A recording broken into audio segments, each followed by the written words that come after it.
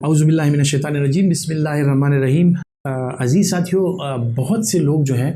वो इस बारे में हमसे सवाल करते हैं कि इंसुलिन का इस्तेमाल शुगर के मरीज़ कब करें, अगर वो इंसुलिन का इस्तेमाल करते हैं तो उनको गोलियां क्यों खिलाई जाती हैं, या बहुत से मरीज़ ऐसे होते हैं कि इनको सिर्फ इंसुलिन का इस्तेमाल कराया जाता है। बहुत से लोग ऐसे होते हैं कि जिनको इंसुलिन के साथ मुख्तलिफ़ किस्म की टैबलेट्स का इस्तेमाल भी कराया जाता है। तो ये क्यों कराया जाता है? सो मैं आपको थोड़ा बहुत इसके बारे में इंफॉर्मेशन आज देता हूँ कि इसमें ये होता है कि जब आप इंसुलिन यूज़ करते हैं, सो इंसुलिन की मुख्तलिफ़ किस्में हैं जिसमें हम long acting, short acting, ultra short acting और मुख्तलिफ़ किस्म की इंसुलिन कम्बिनेशंस का आपको इस्तेमाल करा सकते हैं। सो लॉन्ग एक्टिंग इंसुलिन जो भी होती हैं उसमें ये होता है कि हम उसको, वो चूँकि 24 आवर्स की कवरेज देती हैं, सो उसका इस्तेमाल दिन में या रात में एक दफ़ा कराया जाता है। इसी तरह जो मुख्तलिफ़ किस्म की प्री मिक्सड फॉर्म्स होती हैं जो कि short acting, ultra short acting या इंटरमीडिएट एक्टिंग दो को मिला के उसका इस्तेमाल कराया जाता है। सो उसका इस्तेमाल अक्सर औकात 24 घंटे में 2 दफ़ा कराया जाता है, यानी सुबह शाम उसका इस्तेमाल कराया जाता है। जो अल्ट्रा शॉर्ट एक्टिंग इंसुलिन होती हैं वो ऐसे होता है कि आपको हर मील के साथ उसका इस्तेमाल कराया जा सकता है, यानी नाश्ते के साथ और उसके अलावा दोपहर के खाने के साथ, फिर रात के खाने के साथ। सो दिन में 3 से 4 मरतबा आपको ये ultra short acting in combination with long acting या अलोन इनका इस्तेमाल कराया जा सकता है। अब सवाल आता है कि अगर कुछ लोग इंसुलिन का इस्तेमाल करते हैं, तो जब एक दफ़ा आप इंसुलिन पे आ जाए तो फिर गोलियों की क्या ज़रूरत है, या बहुत से लोग जब इंसुलिन पे जाते हैं तो उनका डॉक्टर उनको कह देता है कि ओरल मेडिकेशंस जो हैं, यानी गोलियां जो हैं, अब उनसे इनका इलाज पॉसिबल नहीं रहा और गोलियों से इनका शुगर कंट्रोल नहीं होगा, तो जाके इंसुलिन का इस्तेमाल कराया जाता है। सो बहुत से लोगों को जब इंसुलिन का इस्तेमाल कराया जाता है और उनमें कोई गोली तजवीज़ की जाती है, सो उसके पीछे जो होता है मुख्तलिफ़ किस्म के मैकेनिज़म्स और मुख्तलिफ़ किस्म की एक थिंकिंग इन्वॉल्व होती है। इंसुलिन के साथ जब हम टैबलेट्स का इस्तेमाल कराते हैं, सो वो अक्सर औकात उन लोगों में कराते हैं जिनको इंसुलिन तो हम बाहर से दे रहे होते हैं, लेकिन उनका BMI इतना ज़्यादा होता है या उनमें इंसुलिन रेजिस्टेंस के चांसेस जो हैं वो ज़्यादा हो सकते हैं, और इस रेजिस्टेंस को कम करने के लिए या इंसुलिन के कम से कम मिकदार को इफेक्टिवली आपके बदन में यूज होने के लिए जो है, तो हम मुख्तलिफ किस्म की गोलियों का, टैबलेट्स का या मुख्तलिफ किस्म के इंजेक्शंस का भी सहारा ले सकते हैं कि आपकी इंसुलिन जो है उसकी कम से कम डोज जो है वो इफेक्टिवली आपके शुगर को कंट्रोल करे। सो इसका हरगिज़ ये मतलब नहीं है अगर आप इंसुलिन पे आ गए हैं तो आपने किसी गोलियों का इस्तेमाल जो है वो नहीं कराया जा सकता। मुख्तलिफ किस्म की गोलियां ऐसी हैं जिस तरह के सल्फोनाइल यूरिया वगैरह हो गए, या वो गोलियां जो आपके पेनक्रियास पर अमल करके आपका जो अपना इंडोजेनस इंसुलिन है या आपकी अपनी बॉडी का जो इंसुलिन है उसको सेक्रीट होने में मदद देती हैं। सो इन गोलियों का इस्तेमाल, अगर एक दफ़ा आप में इंसुलिन की इतनी डिप्लीशन आ गई कि आपको इंसुलिन बाहर से मिल रही है,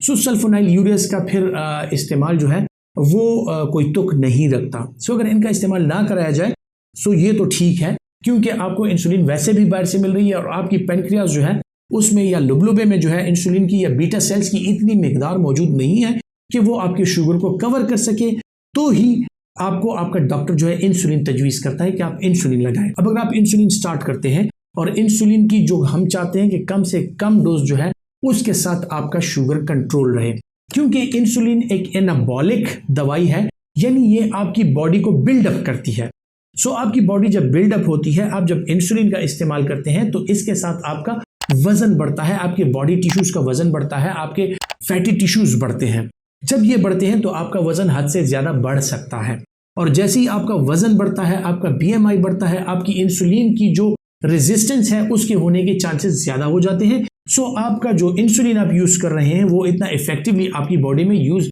नहीं होता। सो इसी कम मिकदार को कम रखने के लिए और कम से कम लेवल पे रखने के लिए, ताकि आपका शुगर जो है वो कम से कम मिकदार में कंट्रोल हो, हम आपको 2-3 चीजें तजवीज़ करते हैं। एक तो आपको रेगुलर एक्सरसाइज का मशवरा देते हैं कि आप इंसुलिन के साथ आप रेगुलर एक्सरसाइज करें ताकि आपका वजन ना बढ़े।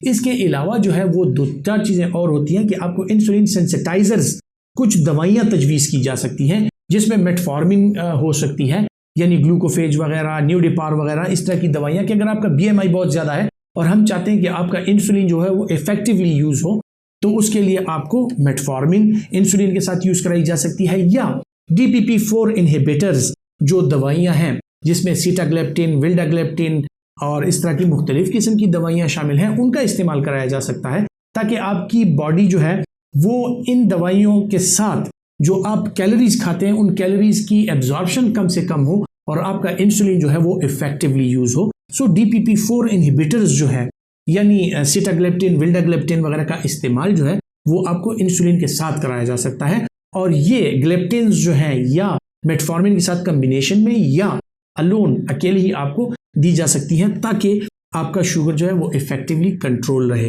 कुछ लोग ऐसे होते हैं कि उनको इंसुलिन के साथ साथ जो आजकल मुख्तलिफ किस्म की नई दवाइयाँ आई हुई हैं, जिस तरह के डेपाग्लेफ्लोजिन या एम्पाग्लेफ्लोजिन वगैरह जो दवाइयाँ हैं, जो ग्लाइकोस्यूरिक हैं, यानी वो आपके शुगर का अखराज जो है आपके यूरिन में बढ़ा देती हैं कि आपके ब्लड शुगर लेवल का जो मिकदार है वो कम हो जाए और आपके यूरिन में उसका अखराज हो जाए। सो DPP-4 इनहिबिटर्स के साथ ये SGLT इनहिबिटर्स जो हैं, यानी जो एम्पाग्लेफ्लोजिन या डेपाग्लेफ्लोजिन है, इसका इस्तेमाल भी आप इंसुलिन के साथ कर सकते हैं, और इससे जो है तो आपका शुगर भी कंट्रोल रहता है, आपका BMI भी नहीं बढ़ता, और आप जो है तो एक सेहतमंद जिंदगी गुजार सकते हैं। सो इंसुलिन के साथ अगर आपको मुख्तलिफ किस्म की दवाइयाँ इस्तेमाल कराई जा रही हैं, सो इसका मतलब यह है कि वो उस इंसुलिन का जो एक्शन है उसको इन्हेंस करने के लिए है, उसका एक्शन बढ़ाने के लिए है। सो ये एक मिथ है कि अगर एक दफ़ा आप इंसुलिन स्टार्ट कर लें, आप शुगर की जो गोलियां हैं वो नहीं खा सकते। वो डिपेंड करता है कि उन गोलियों का मैकेनिज्म ऑफ एक्शन क्या है। सो अगर वो गोलियां सपोर्ट कर रही हैं आपके इंसुलिन को आपका शुगर कंट्रोल रखने में, तो आप बिल्कुल उसका इस्तेमाल कर सकते हैं, और हम जो है इसका इस्तेमाल पेशेंट्स को करा भी रहे होते हैं, खुसूसन वो पेशेंट्स जो ओबेसिटी का शिकार हो, जो इंसुलिन रेजिस्टेंस का शिकार हो, या जिनमें इंसुलिन की बहुत ज़्यादा डोज रिक्वायर्ड होती है उनका शुगर कंट्रोल रखने के लिए। सो मुख्तलिफ किस्म की कॉम्बिनेशंस का सहारा लेके हम उनके डोज को कम से कम रख के उनके शुगर को कंट्रोल लेवल में रखना चाहते हैं, ताकि उनका HbA1c लेवल जो है वो नॉर्मल रहे और वो शुगर की जो पेचीदियाँ हैं उनसे महफूज रहें। सो उम्मीद करता हूँ कि ये मालूमात जो हैं आपके लिए मुफीद साबित होंगी, और ये मालूमात जो है आप अपने दोस्तों के साथ और फैमिली के साथ, खुसूसन उन लोगों के साथ शेयर करेंगे जो शुगर का शिकार हैं और उनको अपना शुगर कंट्रोल रखने में मुश्किलात का सामना है। सो यकीनन उनको इससे फ़ायदा होगा। अपना बहुत सा ख्याल रखिएगा। अल्लाह हाफिज़।